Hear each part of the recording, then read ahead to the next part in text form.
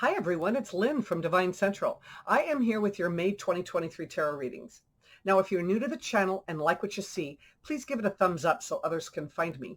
And if you like all things tarot, please consider subscribing because I'm putting up a variety of new things every week. At the end of this video, I am also going to show you a couple of new tarot practice tools that I have recently put up on my Etsy page. So stay tuned for that. All right, then, here we go. All right, Scorpio, let's start with the driving force or the theme of the month.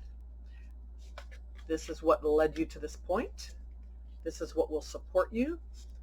This may be what derails you this month. And guidance for the month. All right, then.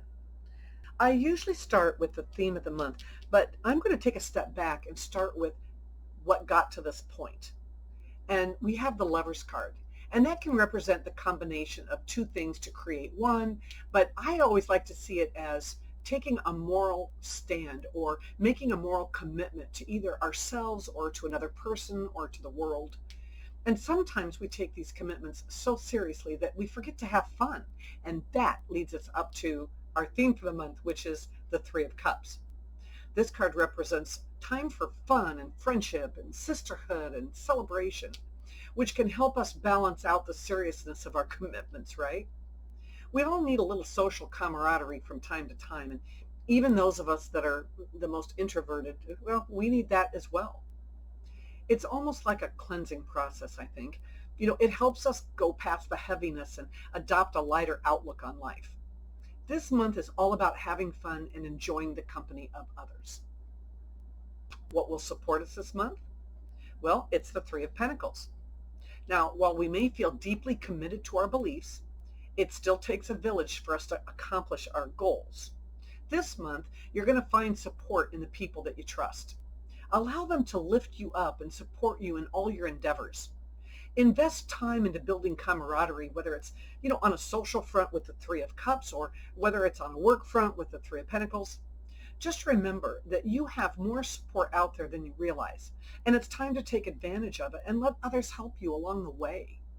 So what could possibly derail you this month? We have the Strength card. Now, I love to see this card as representing the strength of conviction or the strength of character and all the other qualities that the Lover's card highlights. It's about facing our fears in a caring and compassionate way. However, as a shadow card, it can be seen as a time of restraint or restraining our urge to impose our moral code on others. I mean, not everyone shares our beliefs or our work ethic for that matter. This card is just here to remind you to respect others' views of the world. Sometimes the best approach, if we find that our beliefs clash with somebody else's, is just to remain silent. Keep that in mind as you socialize this month. Finally, the guidance card for the month, we get the Four of Swords. It's interesting how this card follows the Strength card. The Fours is all about taking a step back and taking a break from our commitments to lighten our mood and gain some support from our friends. It's a time to step back, not just from our moral convictions, but from our need to constantly share them with the world.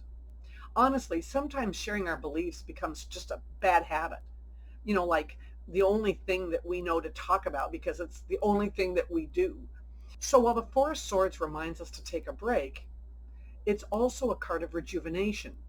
Having fun this month will help you relax and rejuvenate so you can return to your commitments with renewed energy. Have a great month. So before I sign off, I wanted to show you the two newest entries in my Etsy shop. Now, if you're like me, when you first started out, you were sitting by yourself and probably couldn't come up with enough questions to really put in a good practice. And this 600 questions for your tarot practice will do it for you. I have it designed in a format that you can literally cut up, bag, and put in a little, zippered bag or something to carry around with you, and you'll never run out of questions. And I've also put up a 3-card tarot practice workbook. Now, it's got 100 3-card spreads, 2 per page, with room for you to write your interpretations. Then you can go to the back of the booklet and find my interpretations, and it just gives you something to compare against your own. Very helpful when you're just getting started. See my Etsy shop for details. You can find the shop address below.